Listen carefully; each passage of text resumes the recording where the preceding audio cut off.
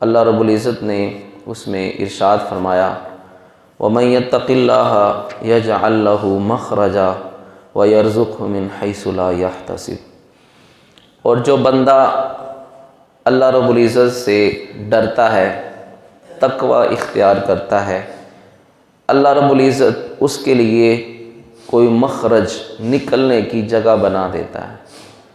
وہ بندہ کسی پریشانی میں ہو، رب تعالیٰ اسے اس پریشانی سے نکال دیتا ہے۔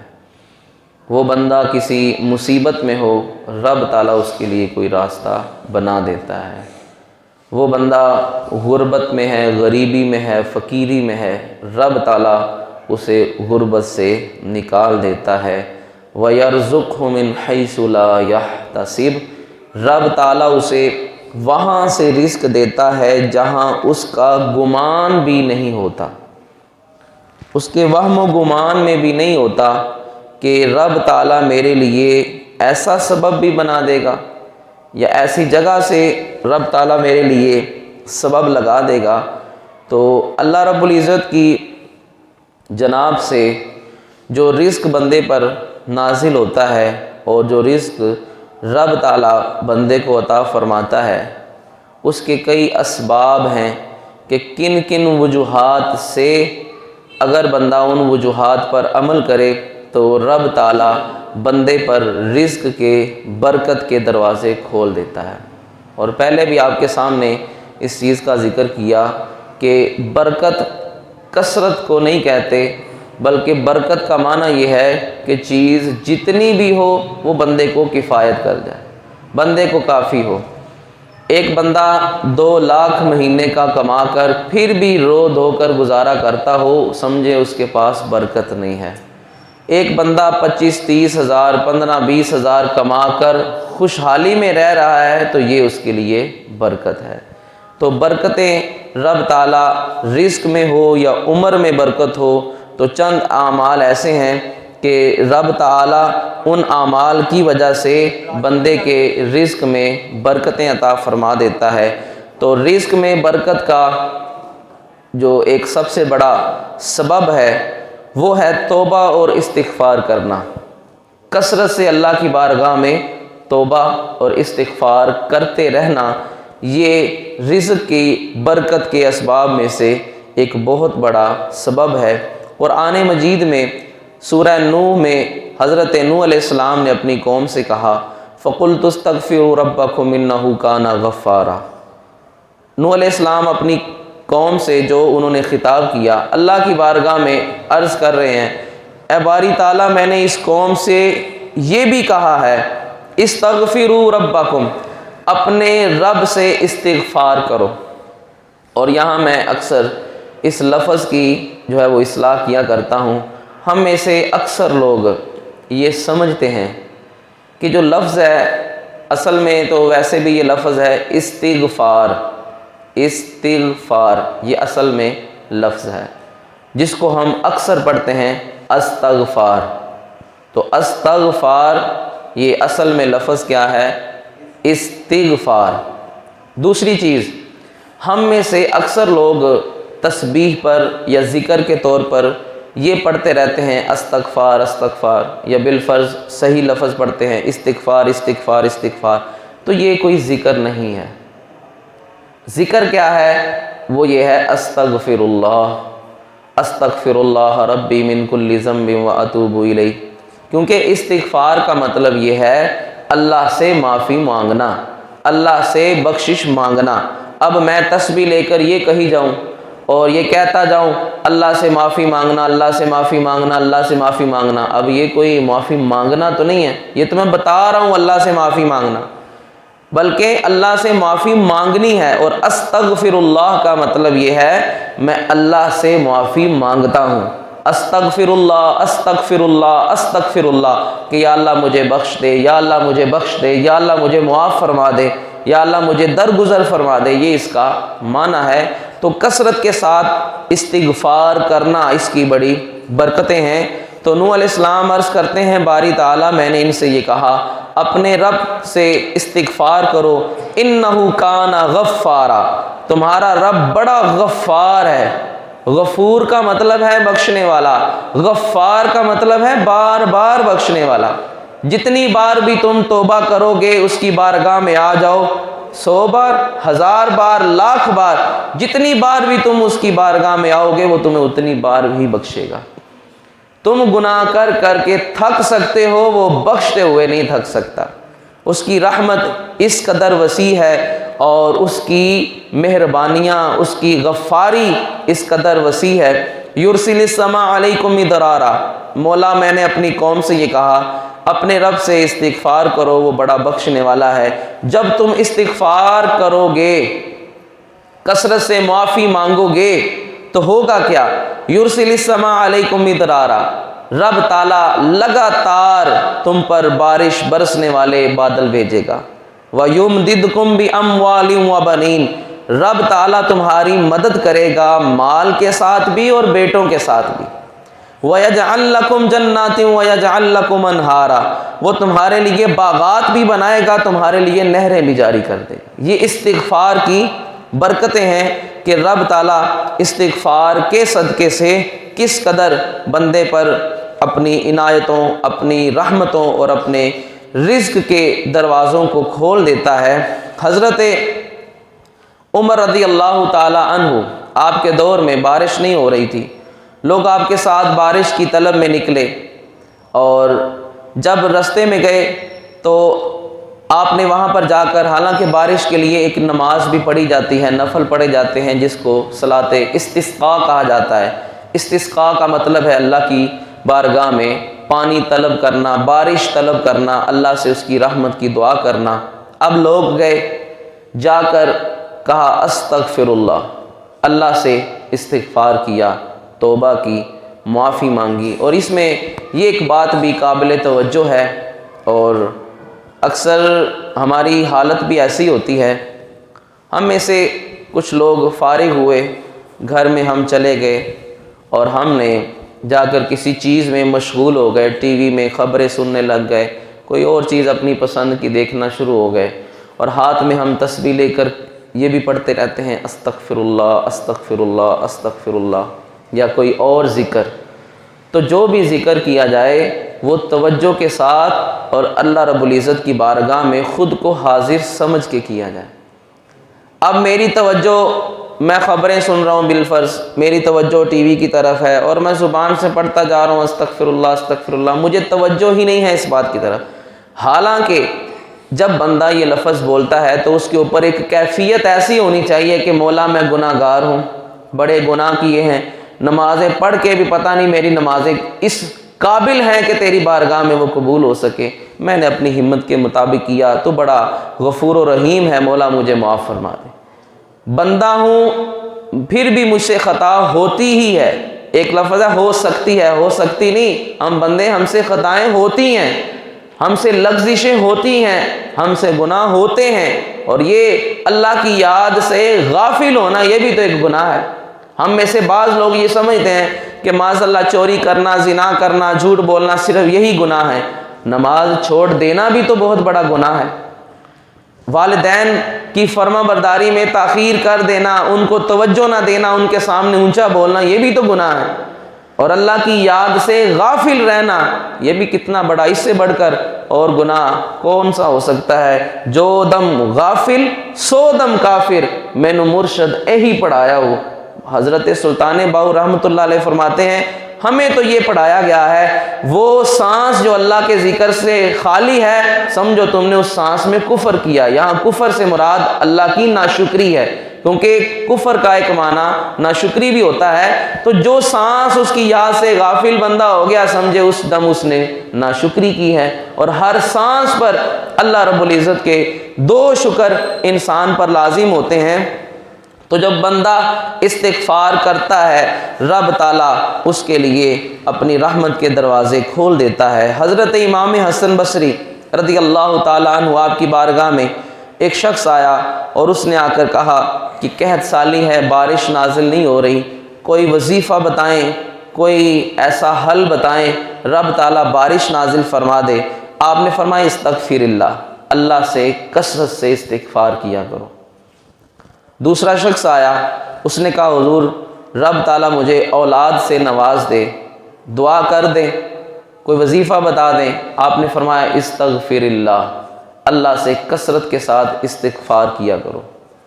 ایک تیسرا بندہ آیا، اس نے کہا میرا جانور ہے، اس کا تھن سوکھ گیا ہے، دودھ نہیں صحیح دیتا، بیماری ہے، مسئلہ پڑ گیا اس کو۔ آپ نے فرمایا استغفر اللہ، اللہ سے کثرت کے ساتھ استغفار کیا کرو۔ جو آپ کے شاگرد تھے وہ پاس بیٹھے ہوئے تھے، انہوں نے کہا حضور 3 بندے آئے ہیں، 3 مختلف شکایتیں لے کر آئے، اپنے 3 مختلف مسائل لے کر آئے۔ آپ نے ہر ایک کو نسخہ یہی بتایا ہے استغفر اللہ، اللہ سے استغفار کرو، اللہ سے توبہ اور اپنا جو معافی والا معاملہ ہے اسے درست کرو۔ تو آپ نے فرمایا تم نے سورہ نوح کی یہ آیت نہیں پڑھی استغفروا ربکم انہ کان غفارا، کہ جب تم اللہ کی بارگاہ میں استغفار کرو گے تو رب تعالیٰ تم پر بارشیں بھی نازل کرے گا، تمہیں مال اور اولاد بھی دے گا، اور رب تعالیٰ تمہارے لیے جنتیں اور نہریں بھی بنا دے گا۔ جب ساری چیزیں استغفار کے صدقے سے ملتی ہیں تو بندے کو کثرت سے اللہ کی بارگاہ میں استغفار کرتے رہنا چاہیے۔ تو استغفار کثرت کے ساتھ کرنا یہ اللہ رب العزت کی طرف سے رزق کے میں برکت کا ایک بہت بڑا سبب ہے۔ اور سیدنا عبداللہ بن عباس رضی اللہ تعالی عنہ فرماتے ہیں کہ آقا علیہ الصلوۃ والسلام نے ارشاد فرمایا من اکثر الاستغفار جعل اللہ له من کل ہم فرجا ومن کل ضیق مخرجا ورزقہ من حیث لا یحتسب۔ آقا علیہ الصلوۃ والسلام نے ارشاد فرمایا جو بندہ کثرت کے ساتھ استغفار کرتا ہے رب تعالیٰ اس کے لیے ہر تنگی سے کشادگی بنا دیتا ہے۔ یار بڑا پھنس گیا ہوں، بس یار بڑی ٹینشن ہے، آج تک کبھی اتنی بڑی پریشانی نہیں آئی، پھنس گئے ہیں، تو راستہ بھی اللہ نے بتایا ہے، کثرت سے استغفار کرے، رب تعالیٰ تنگی سے آسانی پیدا کر دے۔ راستہ بند ہے، آگے دیوار نظر آ رہی ہے، سائڈوں پر بھی دیواریں ہیں، چاروں طرف دیواریں نظر آ رہی ہیں اور کوئی رستہ نظر نہیں آ رہا، رب تعالیٰ فرماتا ہے وَمَن يَتَّقِ اللَّهَ يَجْعَل لَّهُ مَخْرَجًا، اللہ سے ڈرو تو صحیح، اللہ تمہارے لیے راہ خود بنا دے گا۔ تمہارے دل میں اس کا خوف آئے تو صحیح، لیکن جب ہمارے دل میں اس کا تقوی، اور پھر یہاں پر ایک اور چیز بھی قابل توجہ ہے، تقوی اور ڈر اور خوف، یہ رب تعالیٰ کا کس قسم کا ڈر جو ہے وہ ہمارے دل میں ہونا چاہیے۔ ایک ڈر وہ ہوتا ہے جو ہم بچوں کے ذہنوں میں ڈالتے ہیں، بیٹا سو جاؤ، بہو آ جائے گا، جن آ جائے گا، چڑیل آ جائے گی، اس طرح سے ہم نے اپنے بچوں کو ڈرایا ہوتا ہے، اس کے ذہن میں خوف ہوتا ہے، وہ دوسرے کمرے میں جائے گا، ہم لائٹ بند کر دیں گے، وہاں نہیں جانا، اب اس کے دل میں ایک خوف ہے، پتہ نہیں کون سی بلا ہوگی جو مجھے کھا جائے گی یا مجھے نقصان دے گی۔ ایک یہ ہوتا ہے یہ خوف، ہم رات کو قبرستان سے گزریں یا اندھیرے رستے سے گزر رہے ہوں تو ہمیں ڈر ہوتا ہے، خوف ہوتا ہے، کہیں ہمیں چور نہ پکڑ لے، کوئی ڈاکو نہ آ جائے، کوئی لوٹ نہ لے، ایک ڈر ہوتا ہے یہ والا۔ ایک ڈر اور ہوتا ہے، اب والدین ہیں، اب مجھے کوئی آ کر کہہ دیں بھئی تمہارے والد صاحب تمہیں باہر کب سے بلا رہے ہیں، اب میرے دل میں ڈر پیدا ہو جائے گا، پتہ نہیں کب سے مجھے آوازیں دے رہے ہیں، مجھے تو آواز نہیں آئی، کہیں میں جاؤں تو مجھے اب ڈانٹنا پڑ جائے، ناراض نہ ہو جائیں۔ اب مجھے پتہ ہے کہ انہوں نے مجھے کھا تو نہیں جانا، انہوں نے مجھے کوئی نقصان تو نہیں دینا، ہاں وہ ناراض نہ ہو جائیں۔ ایک ہوتا ہے یہ ڈر، تو رب تعالیٰ کے معاملے میں وہ جنات، وہ بلاؤں والا ڈر ہمارے ذہن میں نہیں ہونا چاہیے۔ اللہ کا ڈر، اس سے مراد کیا ہے کہ رب تعالیٰ کا خوف اور ڈر یہ ہمارے ذہن اور دل میں ہونا چاہیے کہ کہیں ہمارا رب ناراض نہ ہو جائے، کہیں وہ ہم سے خفا نہ ہو جائے، کہیں بجائے راضی ہونے کے وہ ہم سے ناراض نہ ہو جائے اور ہماری کوئی بات اس کو ناپسند نہ ہو جائے۔ یہ ڈر ہر وقت انسان کے دل میں ہونا چاہیے، یہ والا ڈر نہیں کہ جس طرح جنات اور بھوتوں کا ہمیں ڈر ہوتا ہے۔ تو جب بندے کے دل میں تقوی ہو، اور پھر یہاں پر ایک بڑا وہ خوبصورت واقعہ ہے، حضرت امام احمد بن حنبل رحمۃ اللہ تعالی علیہ، ان کا واقعہ میں نے پہلے بھی بیان کیا۔ آپ ایک مرتبہ اپنے علاقے سے کوفہ کی طرف گئے، رات ہو گئی، وہاں کوئی جان پہچان والا نہیں تھا، تو مسجد میں ہی بیٹھ گئے اب اس وقت جو حکمران اور وہاں کے گورنر اور جو سپاہی ہوتے، وہاں کا قانون ہوتا کہ کسی کو رات کے وقت مسجد میں کسی کو رہنے کی اجازت نہیں ہوتی۔ اب رات کے وقت سپاہی آیا، اس نے دیکھا رات ہو گئی، عشاء ہو گئی، لوگ پڑھ کے گھروں کو چلے گئے۔ اس نے کہا بھئی آپ آ جائیں، مسجد خالی کر دیں۔ کہتے میرے پاس اب کوئی ٹھکانہ نہیں تھا کوفے میں، تو میں اب مسجد کے دروازے کے پاس ہی بیٹھ گیا۔ جب مسجد کے دروازے کے پاس بیٹھا، بیٹھے بیٹھے میری آنکھ لگ گئی، میں لیٹ گیا، میری آنکھ لگ گئی۔ اب وہی سپاہی دوبارہ آیا، اس نے کہا کہ اس کو میں نے مسجد سے نکالا ہے، یہ اب دروازے پر لیٹ گیا ہے۔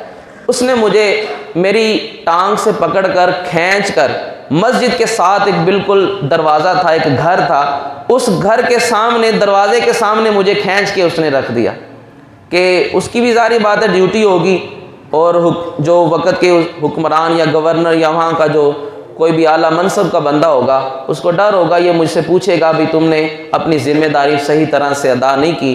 تو اس لیے آپ خود یہ واقعہ امام احمد بن حنبل، اتنے بڑے امام، اتنے بڑے محدث، خود یہ واقعہ بیان کرتے ہیں کہ اس سپاہی نے میری ٹانگ سے پکڑ کر کھینچ کر مجھے مسجد کے ساتھ جو گھر تھا اس کے دروازے کے سامنے کر دیا۔ اب وہ جو گھر والا تھا، میں تو نہیں ہلا، میں نے کہا ٹھیک ہے یہاں بھی پڑے رہنا ہے۔ اس نے دروازہ کھولا، اس کو آواز آئی ہوگی، اس نے دروازہ کھولا تو اس نے کہا حضور آپ اندر آ جائیں۔ کہتے میں اندر چلا گیا، بیٹھ گیا۔ میرے لیے اس نے کھانے پینے کا رات کے وقت جتنا بھی ہو سکا اہتمام کیا، اور مجھے اس نے کہا کہ آپ کوئی صاحب علم لگتے ہیں، کوئی علم والے لگتے ہیں۔ تو میں نے کہا ہاں الحمدللہ میں حدیث پڑھتا پڑھاتا ہوں، فقہ پڑھتا پڑھاتا ہوں، قرآن پڑھتا اور پڑھاتا ہوں۔ اس نے کہا حضور مجھے ایک مسئلہ بتائیں، میں نے یہ پڑھا ہوا تھا اور میں نے یہ سنا ہوا تھا کہ جو بندہ کثرت کے ساتھ استغفار کرتا ہے رب تعالیٰ اس بندے کی دعا ضرور قبول کرتا ہے۔ اب دل میں جذبہ و عمل کا، اس بندے نے پڑھا، اس بندے نے سنا، اس نے عمل شروع کر دیا۔ کہتا میں نے سنا ہوا تھا کہ ایک بہت بڑا محدث ہے، ایک بہت بڑا عالم ہے، اور اس کا نام ہے احمد بن حنبل۔ جب میں نے یہ سنا کہ اتنے بڑے عالم، اتنے بڑے محدث، اور امام احمد بن حنبل رحمۃ اللہ علیہ یہ امام بخاری کے بھی استاد ہیں، یہ امام مسلم کے بھی استاد ہیں، یہ امام ترمذی کے بھی استاد ہیں، جو حدیث کے مشہور امام ہیں یہ ان سب کے استاد ہیں، اور امام شافعی رحمۃ اللہ علیہ کے یہ شاگرد ہیں۔ اب اتنے بڑے وقت کے محدث، اتنے بڑے امام، کہتے ہیں میں نے سنا ہوا تھا کہ ایک بہت بڑا محدث ہے، بہت بڑا عالم ہے احمد بن حنبل، تو میرے دل میں یہ خواہش پیدا ہوئی کہ رب تعالیٰ مجھے اس وقت تک موت نہ دے جب تک میں اس سے مل لوں نہ، جب تک میری اس سے ملاقات نہ ہو جائے، میں اس سے مل نہ لوں، رب تعالیٰ مجھے موت نہ دے۔ لیکن اتنے سال ہو گئے میری اس آرزو کو، اتنے سال ہو گئے مجھے استغفار کرتے ہوئے، اور باقی تو میری دعائیں قبول ہوتی ہی رہی ہیں، یہ ایک دعا آج تک ابھی قبول نہیں ہوئی۔ میں اتنا استغفار کرتا ہوں، اتنی توبہ اللہ کی بارگاہ میں اپنا پیش کرتا ہوں۔ اب امام احمد بن حنبل رحمۃ اللہ علیہ نے جب اس کی بات سنی تو آپ نے فرمایا کہ اس سے بڑھ کر اور مقبولیت اور استغفار کا فائدہ اور کیا ہو سکتا ہے کہ تیری ان دعاؤں، تیرے اس استغفار کی وجہ سے رب تعالیٰ مجھے ٹانگ سے کھینچ کر تیرے گھر کے سامنے لے آئے۔ اس سے بڑھ کر اور تجھے کیا اس کا ثمر چاہیے، اس سے بڑھ کر تجھے اور اس کا کیا پھل چاہیے؟ تو استغفار کرتا تھا، مجھے وہ سپاہی ٹانگ سے کھینچ کر تیرے دروازے کے سامنے چھوڑ کر گیا ہے، یہ تیرے اس استغفار کی ہی تو برکت ہے، یہ تیرے اللہ رب العزت کی بارگاہ میں ہر وقت توبہ استغفار کرتے رہنا، معافی مانگتے رہنا۔ بتا اس سے بڑھ کر اور کیا ہو سکتا ہے کہ تو عام بندہ، ایک وقت کا امام، رب تعالیٰ نے کیسے گھسیٹ کر تیرے دروازے پر اسے پہنچا دیا ہے۔ تو آپ اندازہ کر سکتے ہیں کہ جب بندہ کثرت کے ساتھ استغفار کرتا ہے تو رب تعالیٰ اس بندے کے لیے رزق میں بھی اضافہ کرتا ہے، رب تعالیٰ مشکلات میں اس کے لیے آسانیاں بھی پیدا فرما دیتا ہے۔ ایک دوسرا سبب جو بندے کے رزق میں برکت کا سبب ہے، قرآن مجید میں رب تعالیٰ نے ارشاد فرمایا وَمَن يَتَّقِ اللَّهَ يَجْعَل لَّهُ مَخْرَجًا۔ ایک تو ہے استغفار کرنا، معافی مانگنا، اور دوسری چیز کیا ہے کہ دل میں رب تعالیٰ کا خوف اور تقوی پیدا ہو جانا۔ تو جو بندہ جس کے دل میں یہ تقوی پیدا ہو جائے، یجعل لہ مخرجا ویرزقہ من حیث لا یحتسب، رب تعالیٰ اس کے لیے کوئی کشادگی کا رستہ بنا دیتا ہے اور اسے وہاں سے رزق دیتا ہے جہاں اس بندے کا گمان بھی نہیں ہوتا۔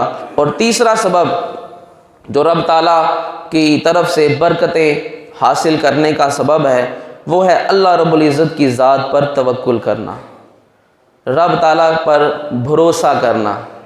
جیسے ہم میں سے کسی کو بڑا بھروسہ ہوتا ہے کہ مجھے آج کے دن، فلاں دن، مہینے بعد، ہفتے بعد فلاں جگہ سے کچھ نہ کچھ آنے والا ہے، مجھے فائدہ ہوگا، ہم بے فکر سے ہو جاتے ہیں۔ میں نے کہیں کمیٹی ڈالی ہے، اگلے مہینے شادی ہے، اور کمیٹی والے نے کہا اگلے مہینے آپ کو ٹینشن نہیں لینی، مل جائے گی، اور وہ کمیٹی بھی وقت پر ہی دیتا ہے، میں بڑا ٹینشن فری ہو جاؤں گا، کیوں؟ مجھے اس پر بھروسہ ہے اور ذرا سی فکر نہیں ہوگی۔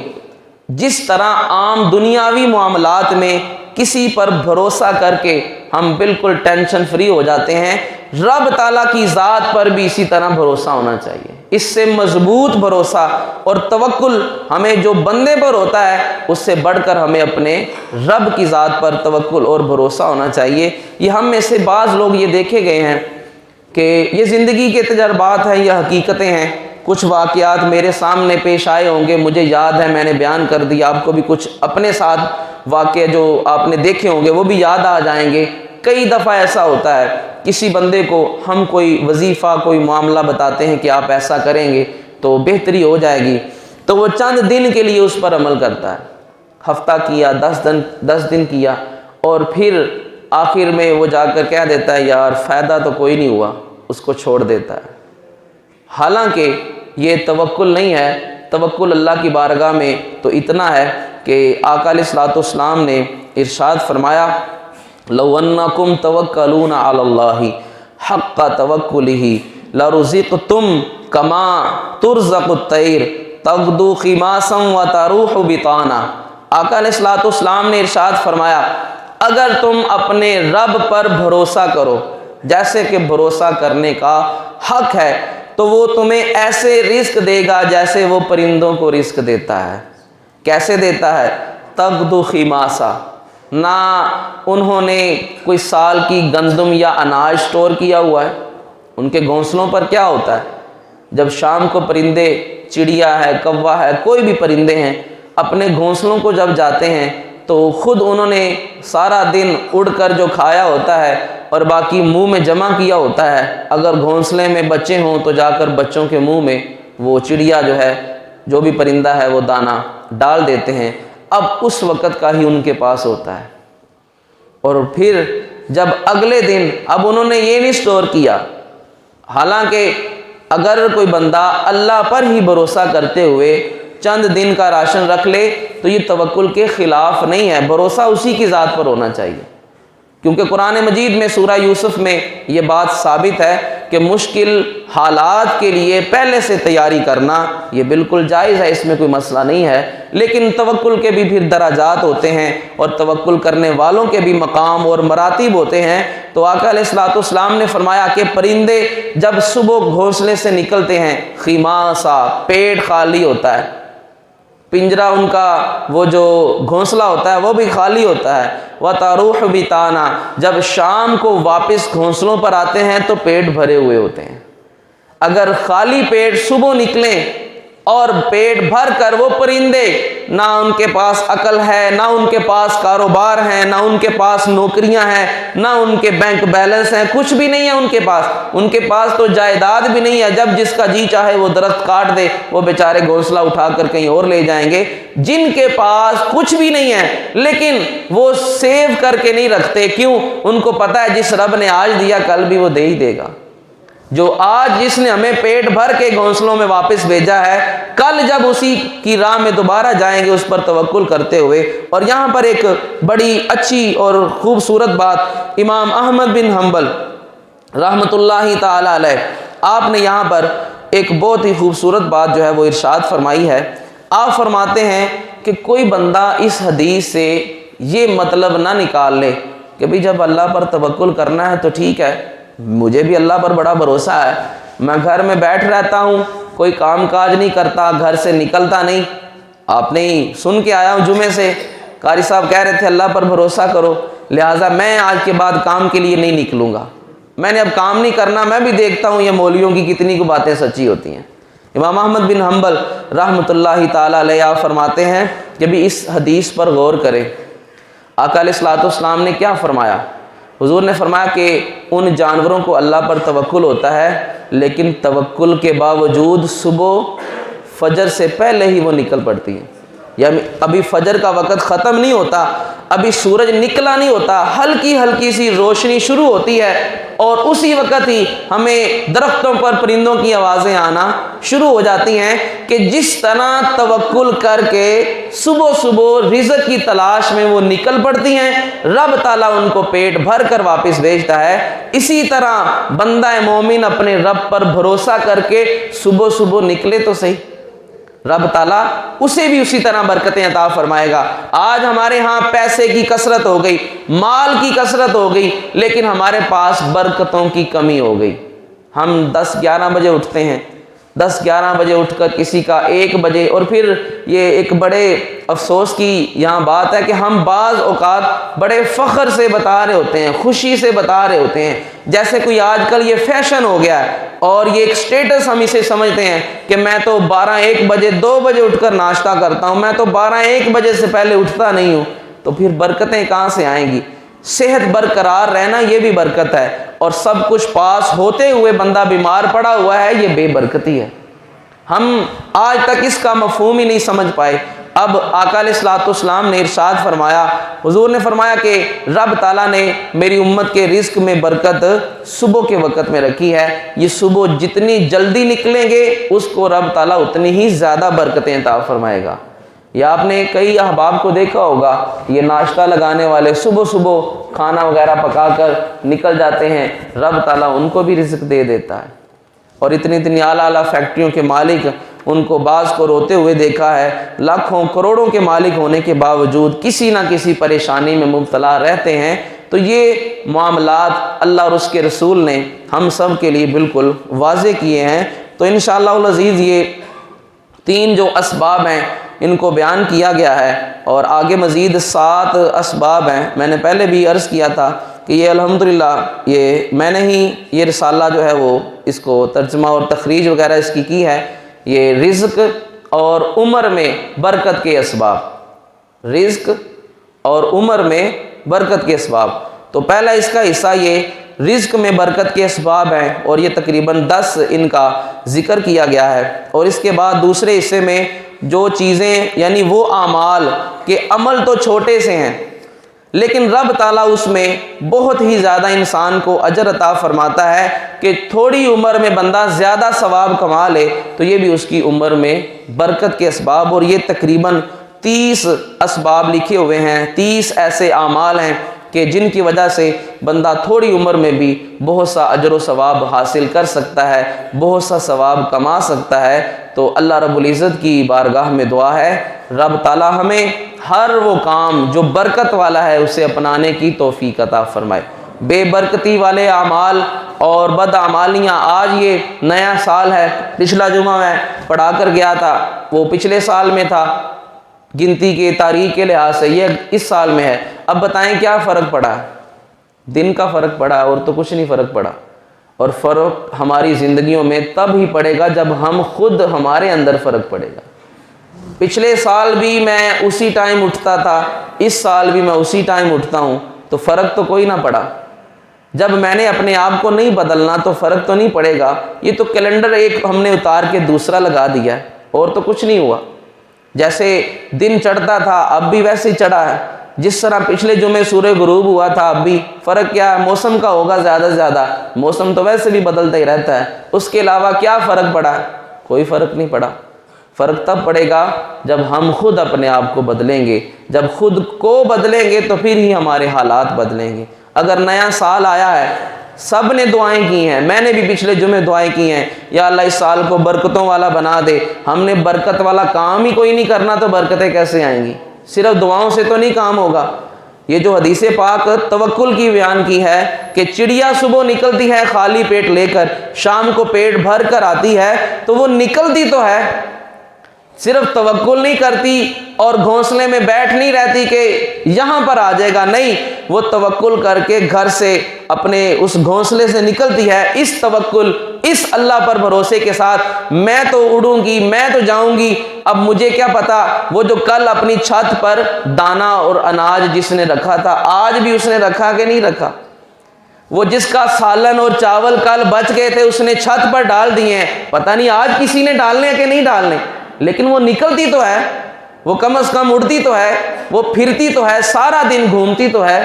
جب ہم بھی نکلیں گے ہماری کوشش میں فرق آئے گا اور ہم پہلے سے زیادہ محنت کریں گے، خواہ وہ عبادت ہو، خواہ وہ رزق کے معاملات ہوں، خواہ وہ دنیاوی معاملات ہوں، اللہ پر بھروسہ کر کے جب ہم کوشش کریں گے رب تعالیٰ اس کا صلہ ہمیں ضرور عطا فرمائے گا۔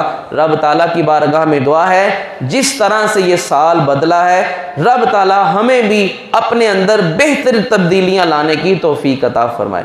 جو کوتاہیاں جن کی وجہ سے آج تک ہم مشکلات میں رہے ہیں رب تعالیٰ ان کوتاہیوں کو درگزر فرمائے اور مزید ہمیں ایسی کوتاہیوں سے، ایسے گناہوں سے، ایسی خطاؤں سے بچنے کی توفیق عطا فرمائے۔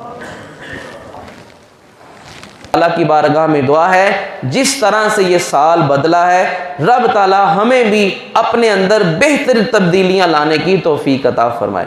جو کوتاہیاں جن کی وجہ سے آج تک ہم مشکلات میں رہے ہیں رب تعالیٰ ان کوتاہیوں کو درگزر فرمائے اور مزید ہمیں ایسی کوتاہیوں سے، ایسے گناہوں سے، ایسی خطاؤں سے بچنے کی توفیق عطا فرمائے۔